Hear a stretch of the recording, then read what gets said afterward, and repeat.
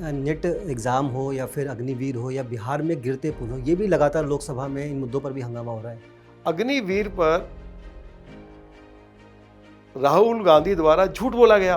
Paper leak मामले पर भी सरकार बैकफुट पर है। नहीं, देखिए, पेपर लीक के मामले में सरकार की ओर से कड़ी कार्रवाई की जा रही है।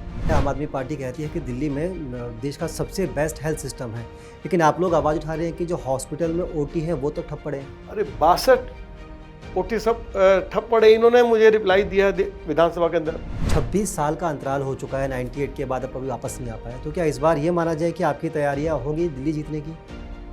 देखिए, दिल्ली ने इतिहास रचा है। आज तक पूरे देश में कभी ऐसा नहीं हुआ कि लगातार किसी राज्य में। कभी दिल्ली विधानसभा में बीजेपी की आवाज़ रहे दक्षिण दिल्ली लोकसभा सीट से सांसद रामवीर सिंह विधुड़ी आजकल लोकसभा में दिल्ली के हितों की आवाज़ उठा रहे हैं। बातचीत करेंगे, आज हमारे स्टूडियो में खुद विधुड़ी जी हैं, जानेंगे इनसे लोकसभा का एक्सपीरियंस क्या है, कितना फ़र्क है और क्या कुछ नया देखने और सीखने को मिल रहा है। विधुड़ी जी, बहुत बहुत स्वागत है आपका नवोदय टाइम्स में। बहुत बहुत धन्यवाद जी, दिल्ली विधानसभा में आप लंबे समय तक रहे और पहली बार आप सांसद बने, पहली बार ही चुनाव भी लड़े थे, लोकसभा पहुँचे, कैसा लग रहा है? पहला सवाल तो यही है। देखिए, दिल्ली विधानसभा में तो मैं 93 से उस हाउस का मेंबर था और एक अच्छा समय मेरा दिल्ली विधानसभा में बीता है। जब पहली बार खुराना जी चीफ मिनिस्टर थे तो उनके साथ भी काम करने का अवसर प्राप्त हुआ, साहिब सिंह जी के साथ भी, शीला जी के साथ भी और केजरीवाल जी के साथ भी।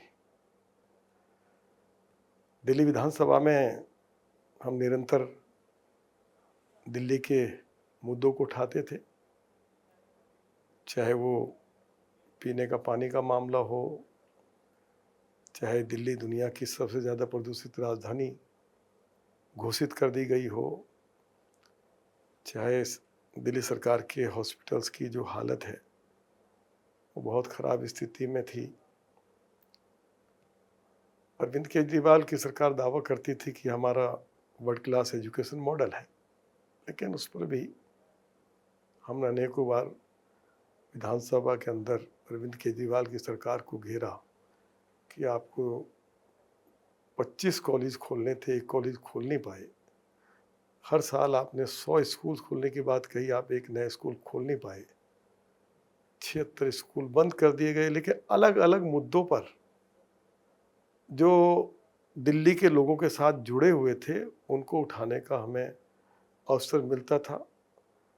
सरकार के द्वारा यदि कोई भ्रष्टाचार किया गया तो भी हाउस के अंदर, हाउस के बाहर हमने उसको पूरी तत्परता के साथ, ईमानदारी के साथ उठाने का प्रयास किया। अब लोकसभा का सेशन शुरू हुआ, 2 दिन तो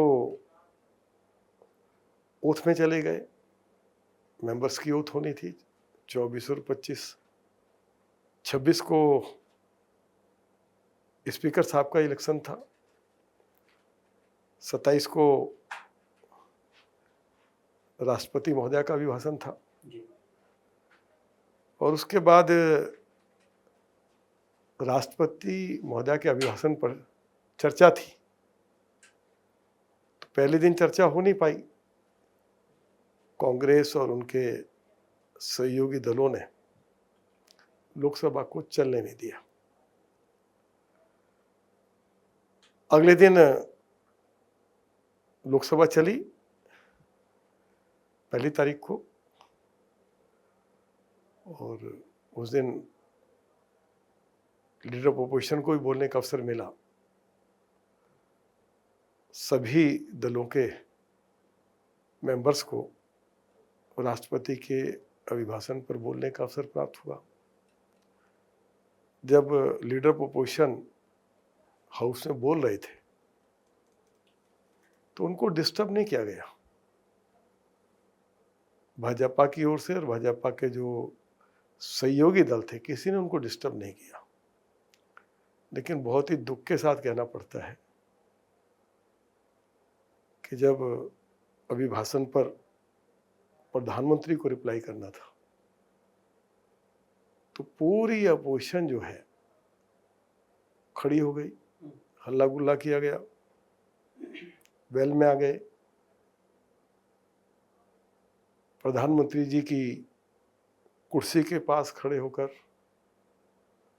इतनी जोर से हल्ला गुल्ला किया गया कि कई मेंबर्स का गला सूख गया। तो प्रधानमंत्री जी ने उनको पीने के लिए पानी दिया कि भाई आप बहुत देर से चिल्ला रहे हैं, आपका गला सूख गया है।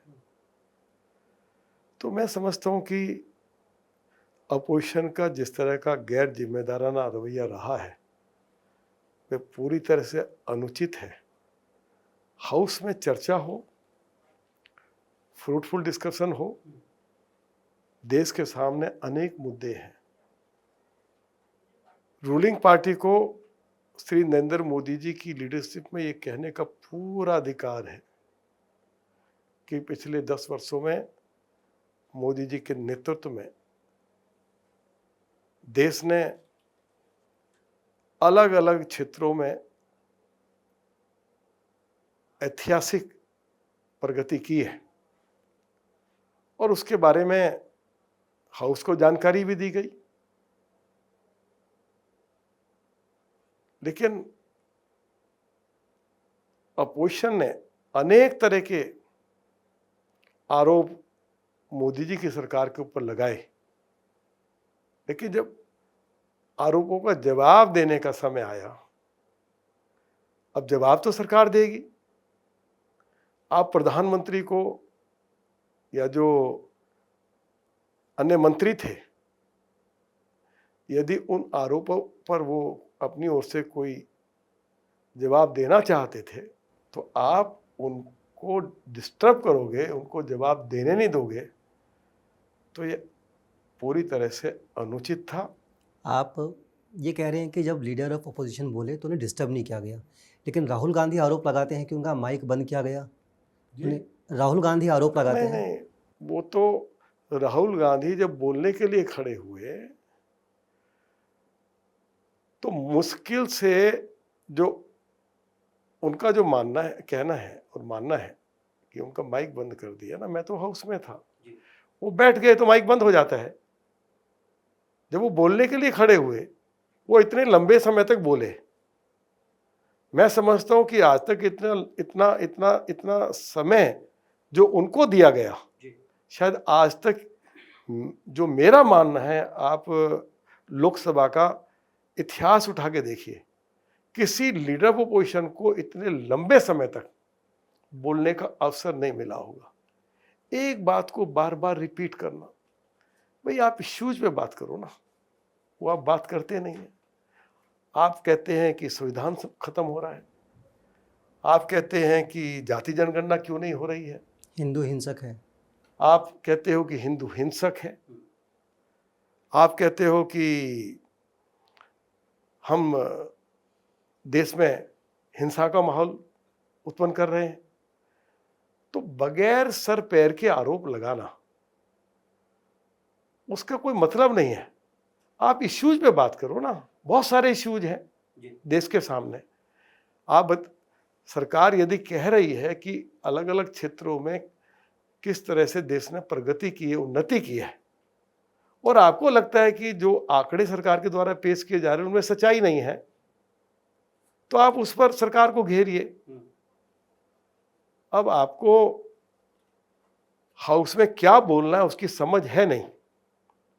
अगर समझ नहीं है तो कम से कम उनको लाइब्रेरी में जाना चाहिए और पंडित नेहरू के समय से लेके और राजीव गांधी का समय हो या उससे पहले जो भी प्राइम मिनिस्टर रहे हों, लाइब्रेरी में जाके देखा ना कि किस तरह की डिबेट होती थी।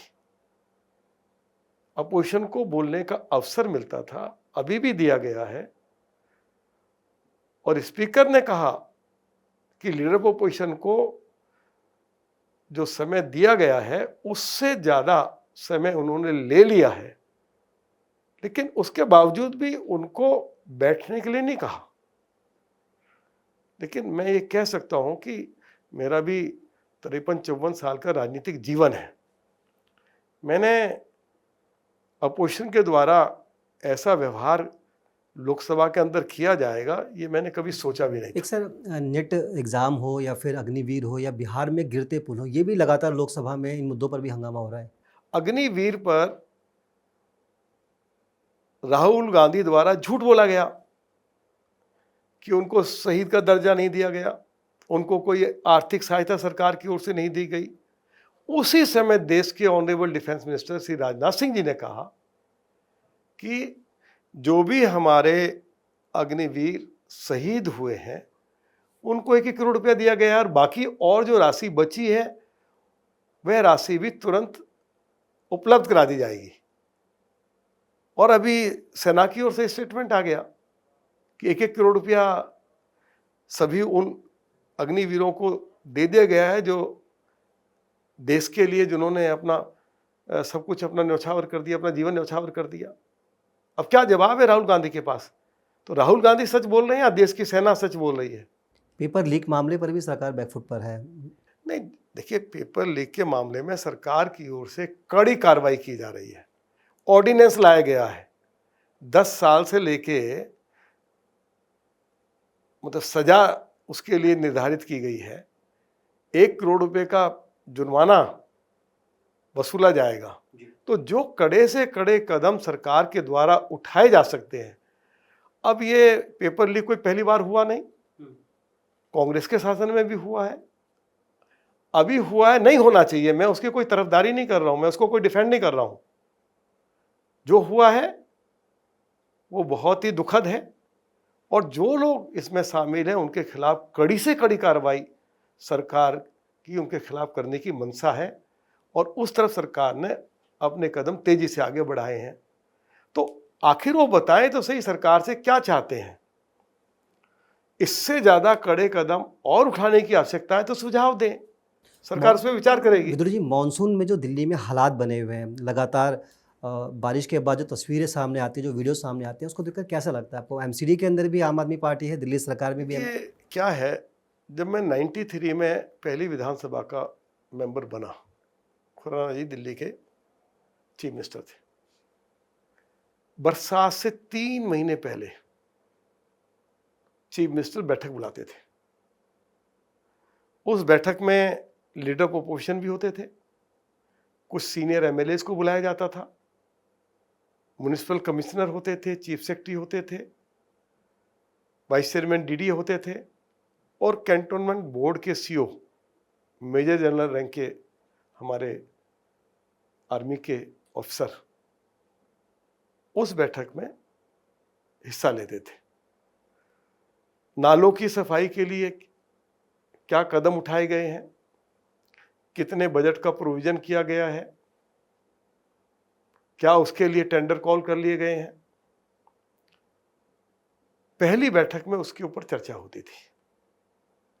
दूसरी बैठक होती थी तो उस पर बाकायदा रिपोर्ट मांगी जाती थी कि वीडियो बना के दें, फोटोग्राफ्स दें कि किस नाले से कितनी सिल्ट निकाली गई है, तो रिपोर्ट पेश होती थी। तीसरी बैठक होती थी, चौथी बैठक होती थी, 4-4 बैठक बरसात होने से पहले दिल्ली के चीफ मिनिस्टर लेते थे और उस परंपरा को डॉक्टर साहिब सिंह वर्मा जी ने भी कंटिन्यू किया। उसके बाद शीला जी आ गई, शीला जी ने भी बराबर लेकिन अरविंद केजरीवाल जब से दिल्ली के मुख्यमंत्री बने उन्होंने इस तरह की बैठक ही नहीं बुलाई कभी। भाई, आप सैकड़ों करोड़ रुपया दिल्ली नगर निगम और दिल्ली सरकार नालों की सफाई के लिए, डिसिल्टिंग के लिए आपने रखा है, लेकिन वो सारा पैसा कागजों पे खर्च हो रहा है। क्या कभी कंसर्न मिनिस्टर या चीफ मिनिस्टर कभी कहीं गए हैं, वो किसी बड़े नाले की सफाई ठीक से हुई है नहीं हुई है, सिल्ट निकाली है नहीं निकाली है, निकाली है तो उसको उठाया गया है या नहीं उठाया गया है? पहले चाहे खुराना जी चीफ मिनिस्टर थे, चाहे doctor Sahib Singh Verma chief minister थे, चाहे शीला जी चीफ मिनिस्टर थी, मौके पर जाके विजिट करते थे और ऑफिसर्स भी होते थे और अपोजिशन के एमएलएस को भी बुलाया जाता था। तो ये व्यवस्था थी। तो अब इन्होंने वो व्यवस्था खत्म कर दी। इनके पास विजन है नहीं, सुबह से शाम तक झूठ बोलना। अब तो नगर निगम में इनकी सरकार है, दिल्ली में इनकी सरकार है, पहले ये आरोप लगा देते थे अरे साहब नगर निगम के नाले साफ नहीं हो रहे हैं, अब तो तुम्हारे हैं ना, तुम्हारे पास है ना। बहुत सारे नाले हमारे फ्लड डिपार्टमेंट के हैं, 7 बड़े नाले हैं जो यमुना में जाके गिरते हैं, उनकी सफाई कहाँ हुई है। आपको हैरानी होगी कि टेंडर कॉल नहीं हुए।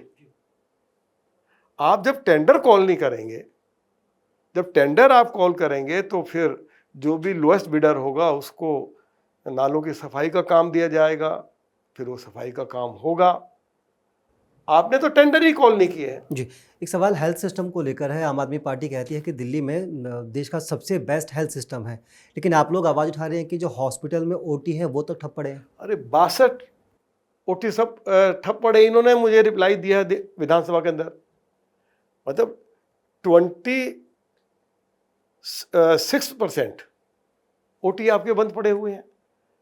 आपका जो ये सबसे बड़ा हॉस्पिटल है जयप्रकाश नारायण हॉस्पिटल, लोकनायक, उसके मेरे ख्याल से 6 ओटी बंद पड़े हुए हैं और मुश्किल से शायद उसमें 13 ओटी है। अब 6 ओटी बंद होना और सुप्रीम कोर्ट के द्वारा ये कहना कि दिल्ली सरकार की हॉस्पिटल्स की हालत बूचड़ खाने से भी ज़्यादा खराब है, ये तो सुप्रीम कोर्ट ने कहा है। अब दिल्ली हाई कोर्ट ने, जो हमारे एक्टिंग चीफ जस्टिस हैं, उनकी बेंच ने, headed by acting chief justice, उन्होंने कहा है हेल्थ सिस्टम के बारे में। आप देखिए ना, उन्होंने किस तरह से उनकी ऑब्जर्वेशन देखिए कि दिल्ली के अंदर जो है पूरी जो हमारा जो हेल्थ सिस्टम है वो पूरी तरह से बर्बाद हुआ पड़ा हुआ है। एक आखिरी सवाल है सर आपसे। दिल्ली में 7 सीटें बीजेपी ने जीत ली और हैट्रिक भी दिल्ली के अंदर बना दी है 7 सीटों को लेकर। अब आप लोग विधानसभा के मोड में हैं, 26 साल का अंतराल हो चुका है, 98 के बाद अब अभी वापस नहीं आ पाए, तो क्या इस बार ये माना जाए कि आपकी तैयारियां होंगी दिल्ली जीतने की? देखिए, दिल्ली ने इतिहास रचा है। आज तक पूरे देश में कभी ऐसा नहीं हुआ कि लगातार किसी राज्य में सारी सीटें एक पार्टी जीत जाए। 2014 में भी श्री नरेंद्र मोदी जी की लीडरशिप में 7 की 7 सीटें जीती गई। 2019 में भी श्री नरेंद्र मोदी जी की लीडरशिप में पार्टी ने 7 की 7 सीटें जीती, और अभी भी 2024 में भी 7 की 7 सीटें मोदी जी की लीडरशिप में जीती हैं। अब इसके 3 कारण हैं। एक कारण है जो मोदी जी ने दिल्ली को बहुत कुछ दिया है। मोदी जी ने दिल्ली को दुनिया का सबसे बड़ा इको पार्क मेरे बदरपुर विधानसभा क्षेत्र में दिया है। दिल्ली में हाईवेज का जाल बिछाया गया है, फ्लाईओवर्स बने हैं। आप जाइए ना जरा द्वारका की तरफ। आज हम 40 मिनट में मेरठ पहुंच रहे हैं, 2 घंटे में हम चंडीगढ़, देहरादून और जयपुर पहुंच रहे हैं, 10 घंटे में हम मुंबई पहुंच जाएंगे। हमारे पास कोई वर्ल्ड क्लास कोई कन्वेंशन सेंटर नहीं था। आज 2 कन्वेंशन सेंटर मोदी जी ने वर्ल्ड क्लास दिए हैं, द्वारका में दिए हैं जी। 14 और 19 में तो आप जीत रहे हैं और काम भी लगातार केंद्र का दिल्ली में, लेकिन विधानसभा आते आते क्या हो जाता है? इस बार लोगों ने मन बना लिया है। लोग जो है ना, ये जो रोज ड्रामा किया जा रहा है अरविंद केजरीवाल जी की ओर से, उनके मंत्रियों की ओर से, हमें केंद्र सरकार काम नहीं करने दे रही, हमको एलजी काम नहीं करने दे रहा, हमको बीजेपी काम नहीं करने दे रही। अब लोगों ने मन बना लिया है, जब काम ही केंद्र सरकार को करना है, एलजी को करना है, भाजपा को करना है, तो फिर हम इनको क्यों चुनाव जिताएं। तो केंद्र में मोदी जी की सरकार है, तो दिल्ली में भी भाजपा की सरकार लाए, जिससे कि दोनों सरकार आपस में बेहतर तालमेल करके और दिल्ली को, जो लोगों का सपना, मोदी जी का सपना है वर्ल्ड क्लास सिटी बनाने का, वो सपना पूरा हो सके। क्या कोई चेहरा आप लोग घोषित करेंगे? नहीं, चेहरा कभी पार्टी कभी ऐसे अमूमन घोषित करती नहीं है, आवश्यकता भी नहीं है। चलिए सर, बहुत बहुत शुक्रिया। तो ये थे दक्षिण दिल्ली से बीजेपी सांसद रामवीर सिंह विधूड़ी जी। पूरी तरह से कॉन्फिडेंट है कि जिस तरह से लगातार दिल्ली के अंदर केंद्र सरकार विकास के कार्य कर रही है, इस बार निश्चित तौर पर जो 26 साल का गैप है दिल्ली के अंदर बीजेपी का सत्ता में आने का, वो गैप इस बार भरेगा। दिल्ली के अंदर भी इस बार बीजेपी ही अपनी सरकार भी बनाएगी। फिलहाल इस पेशकश में इतना ही। मुझे दीजिए इजाज़त। नमस्कार।